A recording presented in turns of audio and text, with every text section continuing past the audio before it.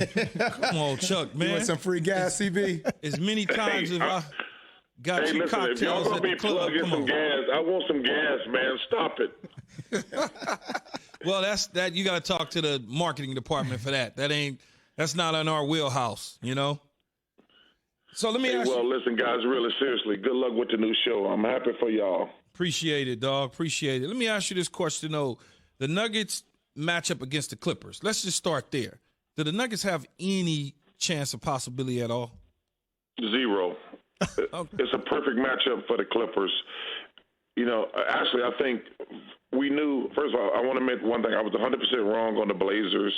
I thought they had enough, but when they started, they just wore down. But when we started, and Jay Will, you know, he's the basketball guy. No disrespect to you two guys. We knew, well, because of the pandemic, it's been like almost a year. We knew a year ago it was going to come down to the Lakers and the Clippers, and I've seen nothing the last 2 weeks that's made me think anything differently. CB, we got to talk. I want to talk to you about James Harden's legacy here. I mean, I knew OKC was good. I paid attention to him the whole year. But, like, if they don't get it done tonight, not only is Mike D'Antoni gone, what do you think happens with Houston in general? Well, I think they're going to be stuck with those two guys. Well, because what's going to be interesting, I do think if they lose tonight, then first of all, even if they win tonight, I don't think they can beat the Lakers. I don't think anybody thinks that. But secondly, if they lose tonight, I think D'Antoni's gone. But I think the Rockets are stuck with James and Russ because they're both making about $40 million for the next 3 or 4 years. So I think whatever happens tonight is it's going to be, from an organizational standpoint, it's going to be tremendous. Because, like I say, Mike is gone if they lose. But also, like I say, those guys make $40 million for the next 3 years. So, like, nobody's going to take that type of money. And what would be interesting is if Mike gone, how would they play going forward? What kind of coach are you going to bring in? Because the way Mike is a terrific coach, but they play just one way. And so I don't know what they're going to do going forward, whether they win tonight or not.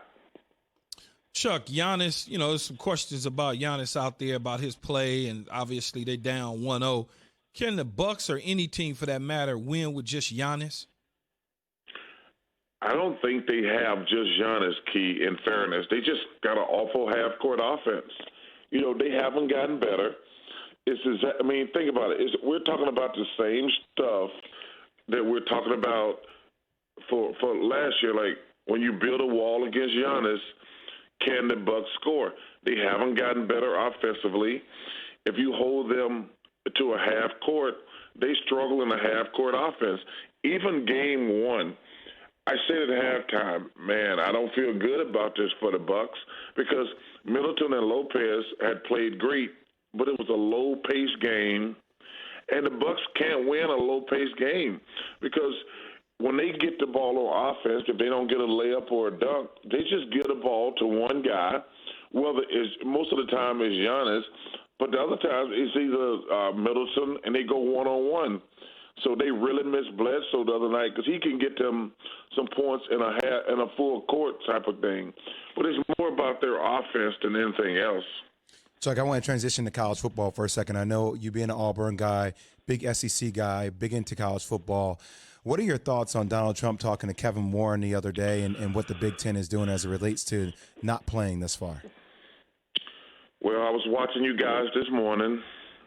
Listen, man, I don't want to act like I hate acting like I know everything in the room. I don't know if it's safe to play football or not. I really don't. First of all, I don't think anybody does. So I think it's a fascinating conversation. But I will tell you this one thing. I'm an SEC guy. They going to play football. Let's get that out the way. The SEC don't care what anybody says. The SEC is going to play. I know the Big Ten and the Pac-12 both packed it in, but the SEC, it would take a rash of COVID. Like, I'm not talking 5 players or 10 players. Like, it would have to take over a whole team But being from the South, I know how important college football is. Like I say, I don't know the right or wrong answer to the question. But listen, the SEC is going to play football. So I think it's a fascinating. I love watching you guys and ESPN talking about it. But the SEC does not care what the rest of the world thinks, unless there's a crazy outbreak. The SEC is going to play football. They don't care what the rest of the world think. Plain and simple. Do you think though, Chuck? Do you think they should be playing though? Yeah, Key. I just don't know, man. I don't know if it's safe or not. Let me ask you this though, Chuck. Let me ask you this: would you be playing? Well, I don't think it's fair to ask players. Key, you know how we are. Mm-hmm. Players always want to play. Players always want to play. So I think I always tell people, you can, as a coach and an organization, when a guy's hurt, you should never take his opinion because we're warriors. All warriors want to play. We don't care if it's safe or not. And now you're dealing with 18, 19, 20-year-old kids. And come on, man, we all know we were stupid when we were like kids. We all knew that. So I don't know how to answer your question. Yeah, I probably would have played. I'm not worried about my safety at 18, 19 because I just want to play. I mean, I think about all the times in the NBA I was getting injections they're like, hey, this is not safe for you to play. I said, yo, man, stick that needle in my knee, my ankle, my back. I don't care. I just want to play. I got these guys in this locker room. I love them like brothers. I just want to play. Now I'm 57. I'm like, yeah, man, I probably shouldn't have been taking all those injections back in the day. But that's just the way we are. We want to play.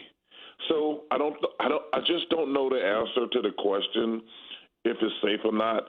But I want to answer your question truthfully. I'm probably going to play, to be honest with you. CB, bring it back to the NBA for a second here. If I were to exchange you and Elton Brand, are you keeping that duo together with Joel Embiid and Ben Simmons? You breaking them up? What are you doing? Well, first of all, you've been fantastic on that subject, not just now, for a year. Thanks, Listen, CB. I sit them down and tell both of them, it's time for y'all to grow up. It's time for y'all to grow up and be professional. Herm Ebb was one of my favorite people in the world. He always says the word, and he emphasizes, this is professional sports. This is professional. If I'm Elton Brand, I send Ben down, and I said, Ben, I gave you $170 million, and people are still asking you in 3 or 4 or 5 years, can you shoot? I gave you $170 million. Can you answer the question one way or the other? I sit Joel Embiid down. I said, Joel, I gave you $170 million. Can you get in shape for me? I don't think those are unfair questions. And then I make my decision after that. I bring in a disciplinarian because both of those guys just walked all over Brett Brown. Brett Brown's a good man. He's a good coach. But they walked all over him. We should not be having all these questions 5 or 6 years into somebody's career. I'm going to put myself in this situation, and I shouldn't do that, but I'm going to. When I sit down with Billy Cunningham and Moses Malone, I said, why am I not getting to play? And they said to me, you fat and you lazy. It hurt. It hurt me a lot. But then I had to go to my condolences. Are they telling me the truth? And I lost 50 pounds and became a great player. Those two guys, they need Elton Brand and whoever they bring in as coach to sit them down and say, yo, Ben, I'm not sitting around 5 or 6 years into your career and asking, can you shoot? And Joel, I'm paying you all this money, man. Get your fat ass in shape. So Jay Will, that's how I answer your question. Because if you trade those guys, you're not going to get anything for them that's going to make your team better. You got 2 all-stars. I think is better. And listen, let's get one thing straight. They're both terrific players, but they could be even better. I told Ben this. Ben, you can be an all-star the way you are now, but you can't ever be a superstar. And Joel's the same way. You can.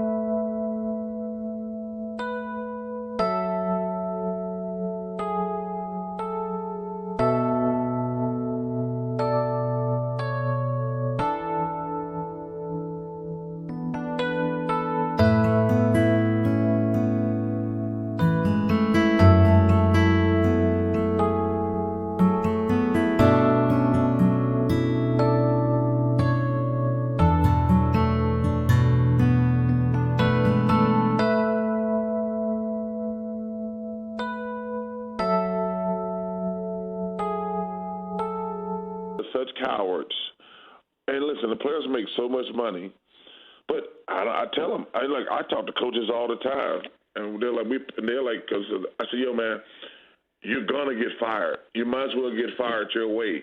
You can't let the players tell you how to do things because you're gonna get fired. So I'm not sure who I would hire. I would love to see them get a young guy who's gonna hold them accountable. Because even Josh Richardson said, there's no accountability around this organization. Because